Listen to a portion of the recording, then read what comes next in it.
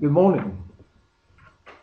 This is IASTVS Lusitanos, editor of Lusitania, una perspectiva del siglo XXI speaking. Is history boring? Well, it depends. Is history of Rome boring or the history of any other civilization boring? Well, obviously it depends. Maybe many of us remember our period at school when we were teenagers and when we didn't actually enjoy history lessons. We thought probably they were really boring. But even after, when we are grown up and maybe we discover history is fascinating, depending on the transmitter of the person who is speaking about history, we can feel very well, really bored. Therefore, what can we say about history? Well, what we want to say in this first record of Lusitania is that not necessarily to become a good historian, you need to memorize lots of data about names, battles, historical data, and so on. We only need to have the capacity to make a relation between facts, situations, persons, and our modern day. Just to illustrate how useful and fascinating can history be, we are going to talk about two objects. We will set apart for a moment this one, an important one, we will speak about it later. And now we are going to talk about a Roman helmet. Yes, this is a first century centurion Roman helmet. And we will see details that illustrate how history can be reflected in objects. For instance, why this element, why this part, the crista of the centurion Roman helmet?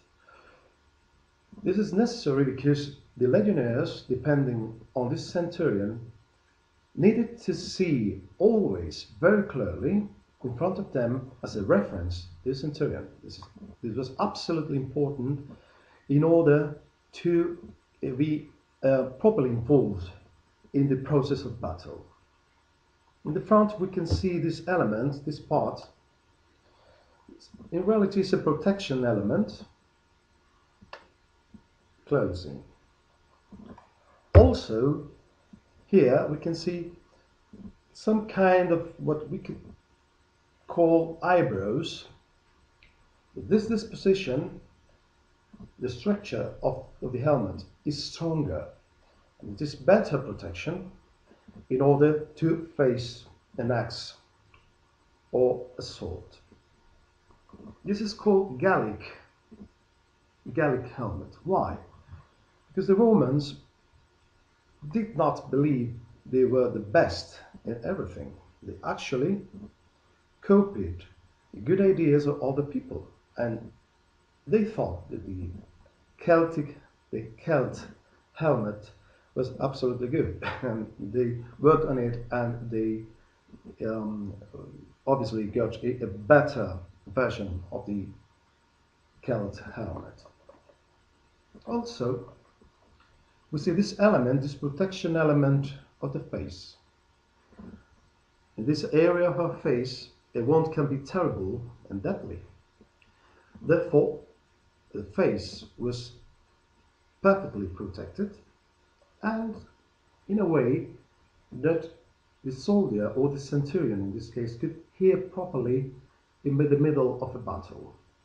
In the middle of a battle, among thousands of men, fighting the way in ancient times they used to fight, they needed to hear properly, but at the same time the ears were perfectly protected. Let's take a look on this area, the other helmet. What can we learn of this element? It's wide, it's big.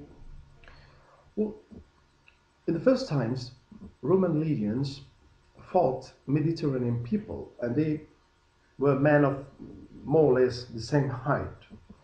But with the expanding process of the empire, they had to face battles and enemies with northern people, for example, Celts, Germans, and Britons, taller men than them. And when you fight with a man that is taller than you, this is a practical element because uh, they will fight in a way from a high level than you, and obviously the impacts will become from above. So it's excellent, fascinating. We can see how Romans were practical. Every single detail of this helmet is principally and mainly practical, but also beautiful. And this teaches many things about the Romans. They were very skillful, intelligent. They copied all these ideas, and they were really pragmatic and practical. When we talk about Rome, obviously we need to talk about the early Christians. It's unavoidable.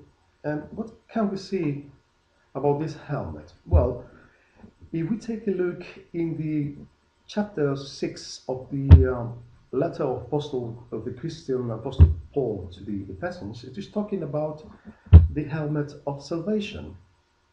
How did a Christian apostle get that kind of information? Well, very probably in the period in which he was imprisoned in his own rented house in Rome, when he upheld Caesar the first time, he could very clearly observe the Praetorian guards that were keeping him.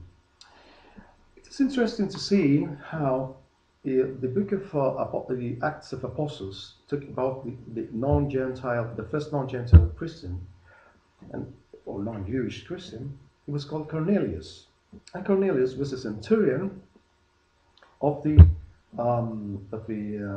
army, of a group of army called the Italian band established in Caesarea. And so probably Cornelius had this kind of helmet.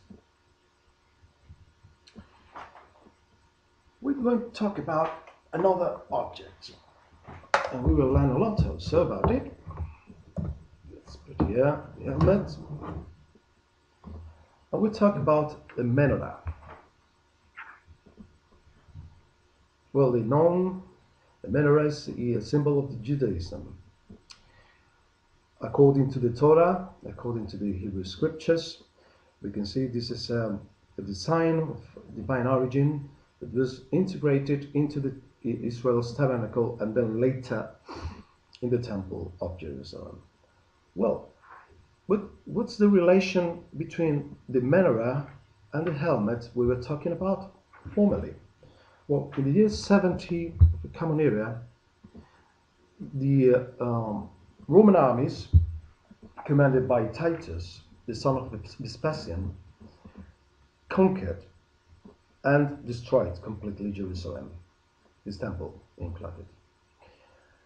In the first period of the campaign, Roman troops were commanded by General Vespasian, but he had to take care of all the situations that finally led him to become an emperor of Rome. So he permitted his son Titus to continue to go ahead with the campaign, a victorious campaign that can be seen and observed in the Arch of Titus in Rome. And what can we see in the Arch of Titus? We can see a group of legionnaires with the Jewish menorah. And in that attack, very probably many centurions used the kind of helmet we were talking about formerly. Therefore, in about 10 minutes, we can see we don't need to memorize lots of things. We can see there's a relation between the past and our modern day, and that we have been influenced by Greco-Latin culture, and also all of us have been influenced by the Jewish Christian heritage. Therefore, history is interesting. History is not boring. We only need to use properly knowledge we had about past to become interesting in the present. A pleasure.